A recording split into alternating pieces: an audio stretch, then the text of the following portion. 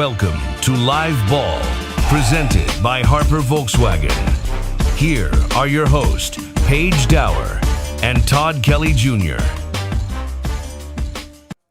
Welcome into Live Ball. Paige Dauer here alongside VFL Todd Kelly Jr., presented by Harper Volkswagen. It's always a great time to start our Friday mornings, kick off the weekend inside this beautiful showroom. And as you were mentioning just before we started the show, this is our last Live Ball of the regular season. It's the last game of the regular season. And it's just so crazy, TK, how fast the season really does go by. Flies by, and flies by when you're having fun. Yeah. Not only was this football season fun, but it's been super fun being here with you, Paige, every Friday morning during the regular season when the Vols have a game. Even on a bye week, Yes. We show up and get ready. So super excited for tomorrow's challenge. But, wow, it's been an awesome year with you. Yeah, no, I've had so much fun as well. It's great always hearing your insight and everything as well. And I want to get your insight on this. Vanderbilt and Tennessee, they are both ranked at the time of their meeting. And I've tried to go back in the series history. I don't think it's ever happened before. Could you ever see the day where both of you guys are ranked at the time of the meeting? Absolutely not. It's kind of, I mean, I think about it, I'm like, wow, and not only that, but Vanderbilt ranked ahead of Tennessee. So Yeah. It's really crazy to think about. Never in one of the days in my life would I have imagined, Vanderbilt coming on the road tomorrow, playing in Neyland Stadium as a ranked team and us being ranked as well. So with this being one of the bigger games of the season, it's definitely eye-opening to say the least. Have you had any chats with your dad? Obviously, also playing at Tennessee. You grew up, you went to Webb. I mean, how different is it now getting ready for this kind of game where Vanderbilt isn't, as they would say, the Vanderbilt of your granddad's team? Like, what maybe are those conversations like going up against the Vanderbilt team who you mentioned is ranked ahead of you? Well, it is interesting. When I was talking with my dad, I call him Pops, they basically put an automatic win by Vanderbilt's name. And I just remember growing up as a fan and watching Vanderbilt games, and it was always a lot to a little, whether they came here or we went to Nashville. And obviously, when we played in Nashville, the majority of the stands was orange and white. And so to think that they've built their program into what it is, behind Clark Lee and DIego Pavia, credit to them. So I remember going through the recruiting when Vanderbilt was still one of the lower tiered opponents in the SEC. And, my parents were like, are you sure you even want to go on this trip? And, they're high on academics and everything. So that's one of the reasons why, I went to go visit there. But to think that they're ranked ahead of Tennessee, have a really good opportunity to, have their say in whether they get into the college football playoff if they beat Tennessee tomorrow. So what a great opportunity for the Tennessee Volunteers to hopefully knock them out. But to think they're both ranked and, they're competitive in every kind of way is just, it's definitely eye-opening. What's also interesting about both of the teams being ranked and being in this new era of college football is you have an expanded playoff and you have 12 teams that can get in, and Vanderbilt is hoping to get the at-large bid should they defeat Tennessee, and should, I think it's Oklahoma or LSU maybe needing to beat Oklahoma in that matchup for them to get that at-large bid. What's the perspective you think for Tennessee going into this matchup, in a way trying to play spoiler at home to a Vanderbilt team that you mentioned you never thought you'd see the day? Well, you have an opportunity to little brother's coming in and, acting like he's going to take over your play area, your playground. And you have to say, you know what, this is my house. I came first, right? This is my state. This is my home, and I'm going to defend my turf. So really excited to see what we bring to the table at home. And again, if I could strap up and play in this game, this would be one of the games that I choose, because last game of the season, you have the opportunity to defend your home, right? Mm-hmm. We've lost at home twice. We can't lose 3 games in 1 year at home. So the time is now, and that time comes tomorrow. It was funny. I'm reminded of the conversation we just had with Chris Brown, who's the sales manager here at Harper Volkswagen, but also a former tight end for Tennessee. And he's giving me a hard time about picking Florida over Tennessee last week. But what I think was maybe leading me to do that is we've not seen that version of Tennessee in a number of weeks. On my podcast earlier, I talked about how you hadn't seen that really since Georgia. It's true. How much of what we saw against Georgia, what we saw against Florida, does Tennessee need to replicate on Saturday? You need to see everything. The biggest shift from that Florida and Georgia game, or I guess in reciprocal order, Georgia game, right, when we scored, well, we let them score right back, versus in the Florida game, we scored, and Jaden Ball caught that wheel route, and they ended up calling it back. And in the back of my mind, I'm like, here we go again. I thought it was going to be a shootout, but they responded, forced them to punt, and we go in and scoring is 14-0. So when you do score early, the defense has to show up and get the ball back. So that was the biggest differentiator that I saw. And to your question, I think we have to do that. We have to limit Diego Pavia's playmaking ability, right? And he makes plays when he's out there on the field. So I think extending drives and then, on those third and mediums, third and longs, getting our defense to stop the offense and getting our offense back on the field, that's going to be at a premium tomorrow. It's interesting, too. You mentioned Tennessee starting fast, both in Georgia and in Florida, but, of course, Georgia able to respond right back. What I've noticed in a couple of the games I've watched of Vanderbilt really closely is sometimes they struggle to get fast starts. I think it was even against Kentucky. I don't think they scored in the first quarter. Right. Could that be the difference maker? Just like Tennessee was able to set the tone early and like you wanted them to take the fans out of it in the first quarter against Florida, could that be a key to the game where Tennessee needs to start fast and get their fans in it and hopefully take Vanderbilt out right away? I think starting fast and then, Paige, keeping our foot on the gas pedal. One thing about Diego Pavia, there's a reason why he's, I think, second in the odds of the Heisman right now. He's not going to give up. It doesn't matter what that scoreboard says. He's going to play until the whistle sounds, maybe even past the whistle sometimes. And that's why his teammates love him. That's why they're able to have the 9-2 record they do up to this point. So that's going to be essential. Not only do we get up on them, the crowd has to be into it, right? It's a home game, last game of the season, senior day for some of these guys. And what better way to go out than a win to say, hey, we don't have to worry about LSU beating Oklahoma. We knocked you all out. Go back to the mid-state, right? Fans, there's people probably watching this that are in the mid-state, but there's something about just coming to Knoxville, Tennessee, and Neyland Stadium. And I was talking to Deshaun Bishop earlier this week, of course, a Carnes product from the Knoxville area, and I was asking him about like this rivalry and if there are any specific moments that stand out to him from his time growing up watching Tennessee and Vanderbilt. I mean, not really the ones I get to participate. I think this is a pretty big deal for a lot of us, especially the way that both teams are ranked so high now, and it's usually not a big common thing, especially for the other side, And I believe that it's going to be everything that everybody imagined it to be, and I can't wait to participate, especially the bigger role I'm playing in this year. I got a little taste of it last year and how hostile it was, and now being at Neyland, I mean, it's going to be like no other. Yeah, then there he's talking about how he thinks like this is going to have all the fireworks that you would want maybe in this in-state rivalry matchup. Does it ignite any more excitement into this rivalry, knowing that it's not going to be maybe so lopsided? Like you do have to go out there and really, truly compete and try and get those fireworks? I think so, and that was more or less a question mark of what Tennessee team would show up against Florida. And we saw that. I went to a practice last week, and the air almost seemed dull. And, I took it as, hey, they're not really focused. Well, they were ultra focused going down to the swamp. And, this week, just thinking about the opportunity they have tomorrow at 3:30, it's even greater. It's at an even greater scale. So they understand the task at hand, and Vanderbilt does too. Mm-hmm. They dislike Tennessee like we dislike Vanderbilt. So let's not get the narrative twisted. They're coming in with an opportunity to have a 10-win regular season and have a shot at the college football playoffs. So I don't think you could build up this game any more than I already have or we already have. Yeah. And, the numbers speak for themselves. So it doesn't take much to get up for this one. Yeah, not at all. Not at all. All right, we're going to turn our attention to the squeeze, what our key matchups kind of are heading into this matchup tomorrow afternoon.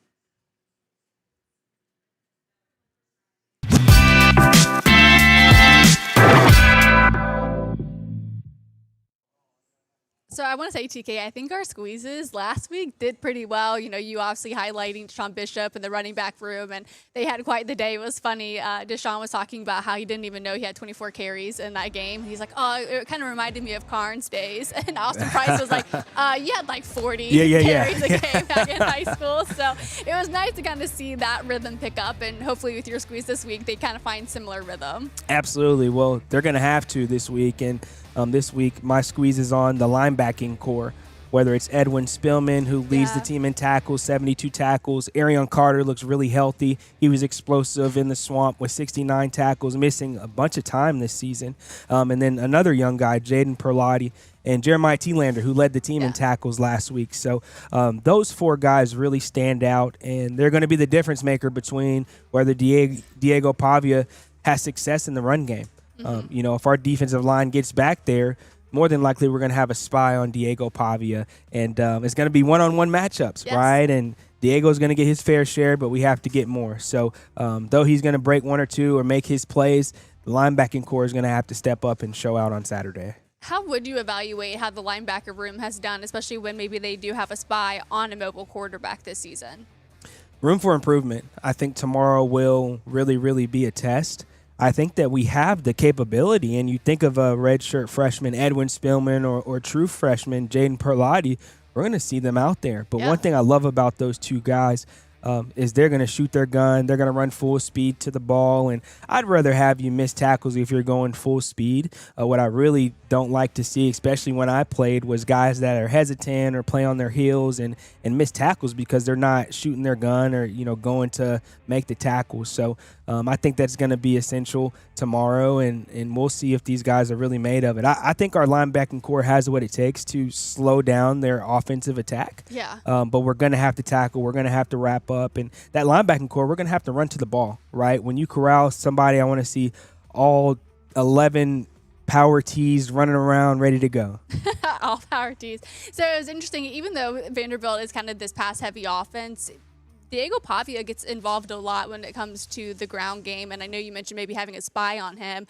Is that what you have, like, your key focus on, corralling him for one and not allowing him to extend plays, whether with his arm or with his legs? I think blitz early and blitz often. Eli Stowers, the tight end that came over with Diego Pavia from New Mexico State 2 years ago, that's his primary target. And with that in mind, the linebackers are going to be mainly lined up on him and, maybe a slot receiver or the running backs running out for, swing passes. But I will expect to see a lot of run pass options with Diego Pavia tucking the ball. And the way you stop that is putting pressure on him or, in a long situation, having a spy where he knows that it's not only if but when Diego breaks out and is going to try to make a play on the ground. Yeah, because he has net 661 yards on the ground and about 8 touchdowns. So he's their leading rusher at the moment.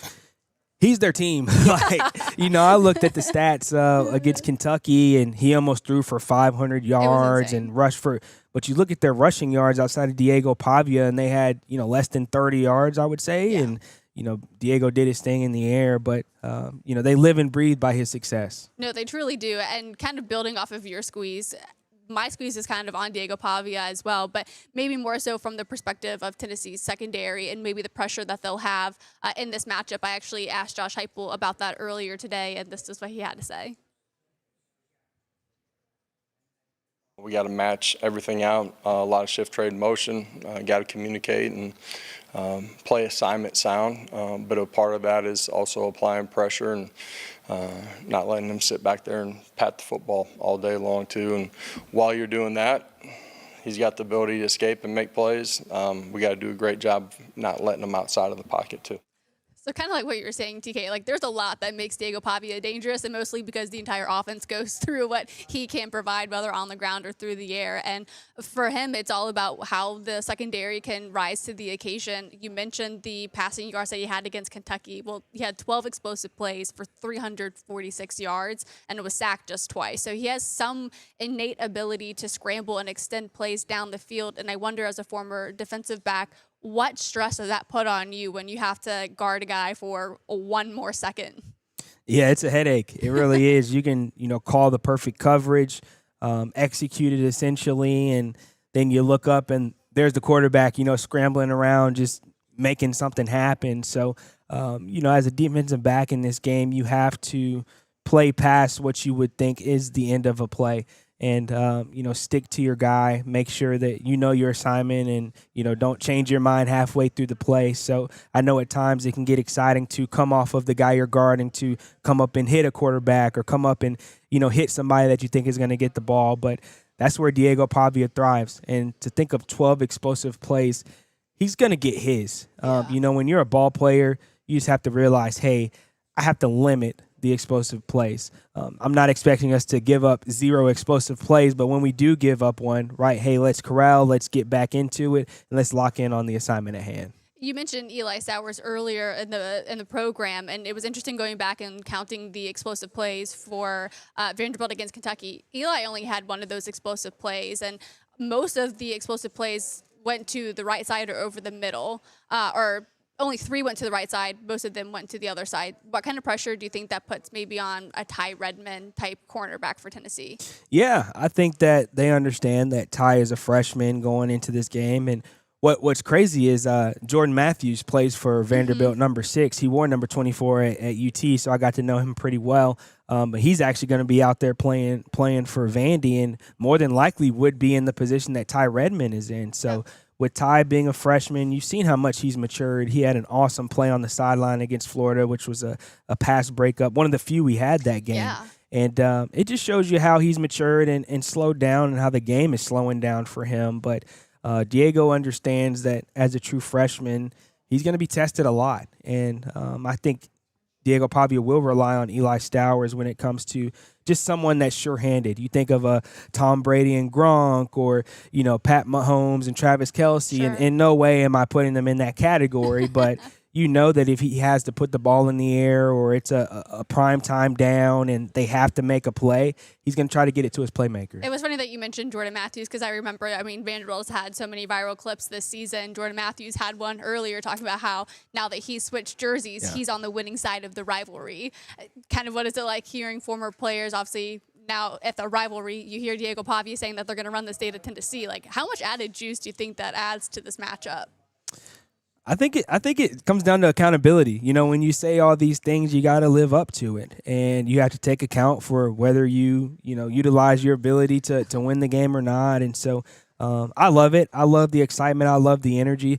I was talking to my dad. I know we mentioned this early on about just, hey, how did you feel about quarterbacks that used to run their mouth a lot? And he said it wouldn't take me much to want 3 or 4 sacks this game. So No. I think that the defense is going to be fairly amped up for this opportunity to play DIego Pavia and the Vanderbilt Commodores. Well, speaking of sacks, and your squeeze was on the linebackers, we can go to the Texas game. DIego Pavia was sacked 6 times, just once against Auburn, and then twice against Kentucky. So while he has these explosive plays, sometimes he has to pay for holding the ball too long. So maybe your dad would have how many sacks in this game? Maybe 4, 5. I don't want to sell him short. He was a first rounder, Super Bowl winner, all that back in the day is Back what in I the like to day. say. I got to watch a VHS tape to see his highlight film. It's not on YouTube or anything, but I think he'd get him down a couple times. Yeah, a couple times. What kind of excitement maybe do you see the linebacker group this year maybe having when it does come to getting those TFLs, getting to the backfield? Arian Carter played incredibly inspired against Florida despite his toe turf injuries. Jalen McMurray did a good job of pursuing the quarterback, and DJ Lagway. How much does this team need the linebacker corps to step up in that way to maybe even bring support for the secondary? Yeah, I think it's going to be important, and not just in the run game or getting sacks or pressure, but in the passing game. We touched on it earlier, but Eli Stowers is going to play in the NFL. He's an NFL tight end. I think a lot of times they're going to attempt to find gaps and seams in our zone defenses, and that comes down to our linebackers and where are their eyes. Are they in the right position? Do we have good eye discipline? Playing against a quarterback that's a dual threat and able to take off and run whenever he pleases, that's going to be tough on the linebackers, because you're supposed to be back in your zone, but you always want to put a big hit on this quarterback and put him in the dirt, in the fences. So it's very important. It's at a premium in my eyes. This is probably the biggest game for our linebacking core this season because of the challenge we have with Pavia. Yeah, I like that point. When we come back, we're going to turn our attention to the betting lines and if Tennessee's going to be able to cover any of those numbers. We'll be right back. Your business can't afford the downtime that comes with a leaky roof. So whether you need a repair or a replacement, count on the professionals from McGuire Roofing and Construction. Your protection is our passion. We service and sell all types of roofs and have worked with some of East Tennessee's most recognized names. We have 25 years of experience and free inspection estimates, plus best in business warranties. Put an end to your roofing problems today by calling McGuire Roofing and Construction. Welcome to Live Ball, presented by Harper Volkswagen. Here are your hosts, Paige Dauer and Todd Kelly Jr. welcome back into live ball. I'm hiding an edge of my laptop from TK because I want to get his initial reaction as you were talking earlier about how you're like, I never would have seen the day coming where Vandy and Tennessee were both ranked. And we've talked a lot about the betting lines coming into this season or throughout the season. And as it opens up on Monday, the matchup predictor, what do you think Tennessee is percentage-wise favored to win this game? It's a home game. I know we're not the higher rated team, but I would say probably 65. It's lower. Wow. Okay. Lower. Okay. What One is more it guess. around 60?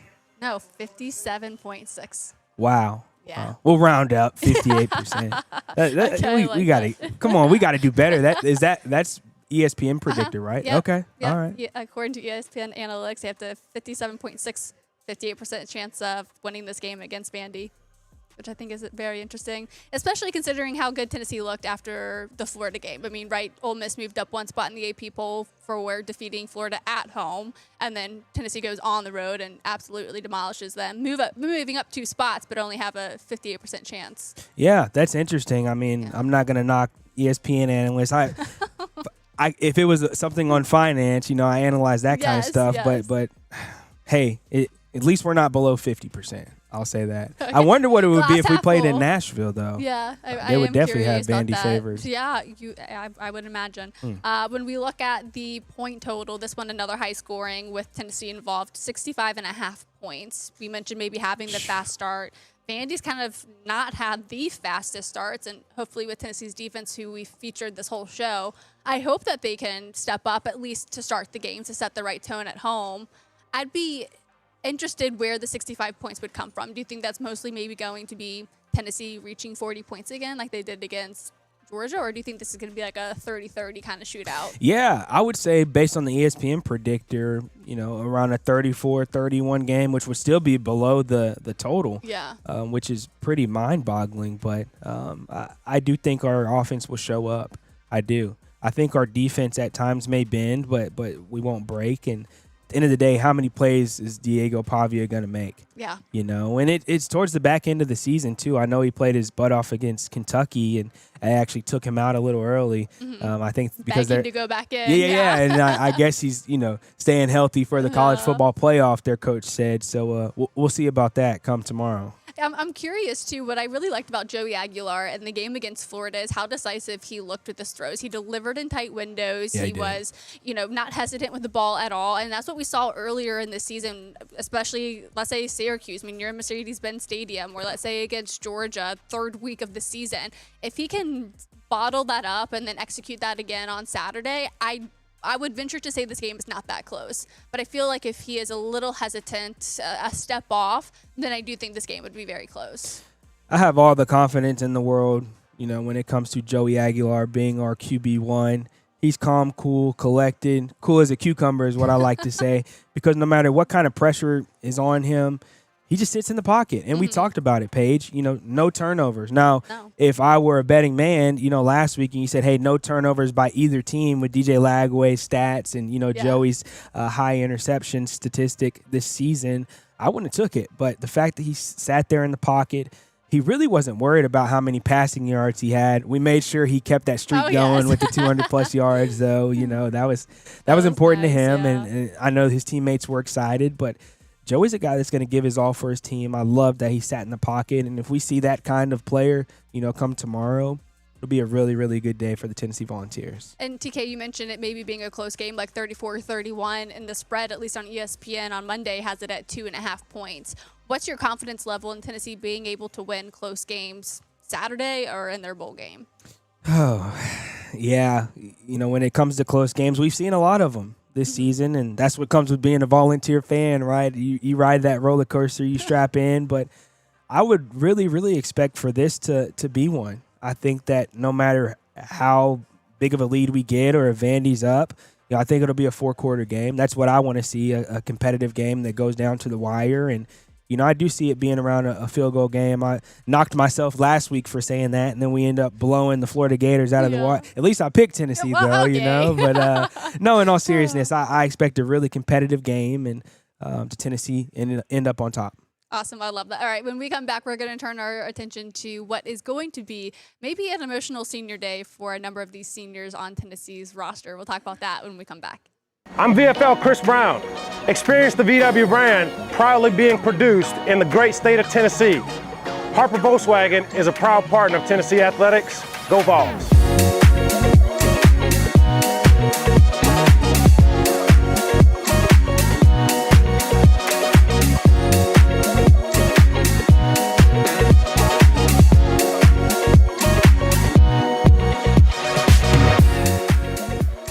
Welcome to Live Ball, presented by Harper Volkswagen. Here are your hosts, Paige Dauer and Todd Kelly Jr. Welcome back into Live Ball. Paige Dauer here alongside VFL Todd Kelly Jr., who you spent your career with the Tennessee Volunteers. And on Saturday, they get ready for Senior Day, running through the tee for the last time for a number of the guys on the roster. And I want to go back to your perspective and maybe the emotions of Senior Day and maybe how that fueled you, like within your own individual performance on the field on that Senior Day game. Well, interesting story for my class. We were the only senior class that did not run through the power tee individually. So Jeremy Pruitt kind of jacked that up, and I think he heard about that from the AD. So and my parents too. But man, just going back and thinking about that page, I really just took everything in, looked at all the seats in the stands and the 102,000 plus, and smelled the grass. It was a beautiful day, in Knoxville, Tennessee, and really just thought about the young freshman that I was that showed up to campus, and the medical redshirt senior at that point that I had become, and all the experiences, all the things that I learned, all the ways I grew, and that I had one more opportunity to go out there and strap my cleats up. I knew at that point I couldn't play professionally, but I was still a starter, and so for me it was just an opportunity to leave all I had on the field. And for some of these guys, they'll never have another opportunity to play the game. And so, we're blessed, obviously, to have some talented seniors on this team that will have a shot at playing professionally. But all in all, whether you started playing football when you were 7, middle school, high school, whatever, when anything comes to an end, you just show your gratitude. So I hope each one of them have the opportunity to step on that field and just truly be thankful to be a Tennessee Volunteer, to wear the orange and white, to wear the power tee on their helmet, and to get a victory against the Vanderbilt Commodores. You mentioned having a chance to smell the grass and really just taking time, what sounds like, to slow the moment down. Yeah. Where for you did that maybe turn when it came to game time maybe, or where do you think that might turn for the seniors of today when you're getting ready for a ranked matchup, your final home game, and to protect that home grass? You couldn't ask for anything better, and it doesn't take much to flip that switch. My senior day was against the Missouri Tigers, but it wasn't against the ranked Vanderbilt Commodores. I can only imagine just the slew of emotions that you feel, right? I mean, whether you have a tear in your eye or whatever, I mean, you got to play football. You got to go out and play for 60 minutes. So I don't think they would need much more motivation than knowing all the smack talk preseason, during the season, and opportunity they have to knock off an in-state rival who you'll continue playing. You're, one of your 3 rivals that will continue to show up on your schedule, on your calendar every year. So really, really excited for these guys. And, man, the atmosphere is going to be incredible. The times have certainly changed from when you were in the orange and white to now under the Josh Heupel era. You talked earlier about just how much Clark Lee and DIego Pavia had turned around the Vanderbilt program. Much can be said for Josh Heupel and what he's done with this program, where should they win Saturday, should they win their bowl game, his team since 2022 are averaging 10 wins this season. How impressive has what Josh Heupel has done with this program been since he stepped onto Rocky Top? I think it's unreal. I mean, you look at his resume, right? He's beaten Alabama on multiple occasions, finally won in the Swamp, beat him at home last year, 3 out of the 4 years, actually. And you just look at all that, and if you told me, hey, Todd, here's the resume of a coach, would you take him if he did this in 5 years? Absolutely. And I think every fan would say the same. And you just look at what he's done with the roster that we had. You have both of your projected starting cornerbacks out for the majority of the season. One of them played, a half of a game for the entire season. The other one didn't even touch the field. You have a quarterback that transferred in the spring and learns your playbook there in training camp. All that said, and you have an opportunity to potentially knock off a college football playoff team and finish with the opportunity to finish your season with 10 wins. Exceptional, and it's really cool now because Tennessee fans, it's college football playoff or bust, right? Yeah. And I don't really see it that way. I see it as, this team growing and grooming, and I love that to be the standard, right? And I think we're in that conversation, no doubt about it. Yeah, and hopefully they can get 9 wins in the regular season tomorrow afternoon, TK.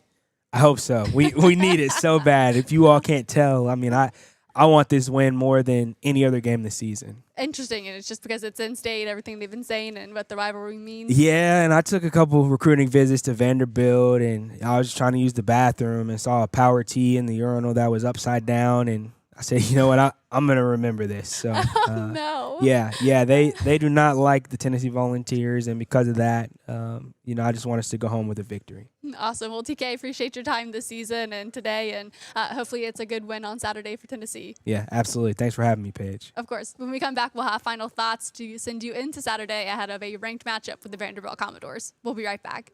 I'm VFL Chris Brown. Experience the VW brand proudly being produced in the great state of Tennessee. Harper Volkswagen is a proud partner of Tennessee Athletics. Go Vols!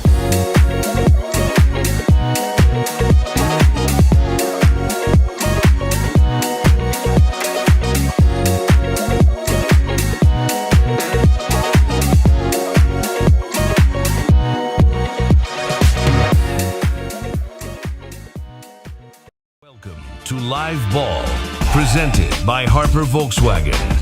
Here are your hosts, Paige Dauer and Todd Kelly Jr. Welcome back into Live Ball. Paige Dauer here, recently just joined by TK, who's been a great co-host this season. And if you heard anything that he said throughout this show, this game means a lot for the guys in the orange and white. It's a ranked matchup with the Vanderbilt Commodores, which has never happened in the history of the series where both programs are ranked at the time of their meeting. Going back and researching the series history, you had to go back to 1928, the last time there was a high-stakes matchup between these two programs, back when General Neyland was the head coach of the Tennessee Volunteers. And as many people say, this is not the Vanderbilt Commodores of your granddad's era.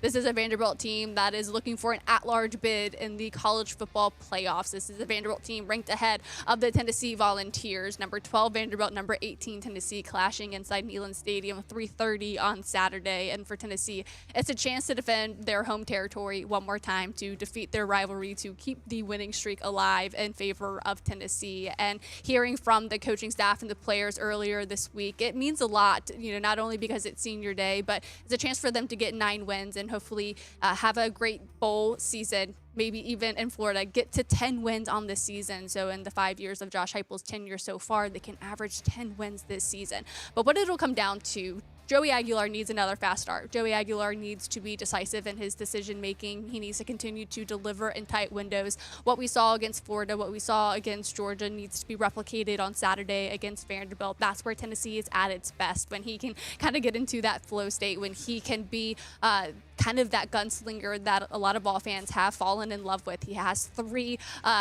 elite wide receivers that he can dish the ball to down the field, whether in the slot to Braylon Staley, Mike Matthews on the perimeter, or even in Chris Brazzell Jr. He needs to find ways to get it downfield to both of them. And the way Ethan Davis looked on Saturday against Florida, I would imagine he would be involved in the offense, especially in the receiving game as well. But it'll come down to Tennessee's defense, as TK and I identified earlier in this game, or in the Live Ball show. When it comes to Tennessee's secondary, they have to find a way to limit those explosive plays from DIego Pavia. He can extend plays with his legs and get it downfield for explosive plays. He had 12 against Kentucky, 9 against Auburn, 12 against Texas. It has been a nice November for DIego Pavia. They are averaging nearly 300 yards a game through the air. I believe it's the Tennessee secondary that will have to try to find ways to limit that to give Tennessee a chance. Then we get to the linebacker room and get to Jalen McMurray. He talks about how the emotions of senior day, he's going to turn that and flip that to fuel him to take on the Vanderbilt Commodores. I play with a lot of emotion. I play with my heart on my sleeve, and I feel like it's nothing different when it comes to this game. It's the next game up. Like it's it's the last game in Neyland, so I mean that's a little wrinkle to it. But it's the next game up, and preparation still the same. And I love the coach speak there at the end. The next one's always the biggest one, and the next one for Tennessee is Vanderbilt. And where Jalen McMurray is priding themselves on right now is how they've upped their communication. That's why they've looked so great in their last 3 games, starting with Oklahoma, where I think things really turned around for Tennessee's defense, especially when it comes to tackling. And if they can maintain that certain level of communication, this would certainly be a very exciting game. The fireworks, should you say, as Deshaun Bishop was mentioning earlier. But thank you so much for joining us this season on Live Ball, our first ever season of Live Ball, the inaugural season. It's been so much fun having conversations with you, with VFL Todd Kelly Jr., and of course our producer and Jared Kidwell as well. It's been so much fun, and hopefully we have one here in the postseason. If not, we will see you on Saturday for our post-game coverage. I'll see you guys then. Welcome to Live Ball, presented by Harper Volkswagen. Here are your hosts, Paige Dauer and Todd Kelly Jr.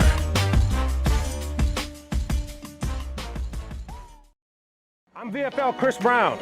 Experience the VW brand proudly being produced in the great state of Tennessee. Harper Volkswagen is a proud partner of Tennessee Athletics. Go Vols!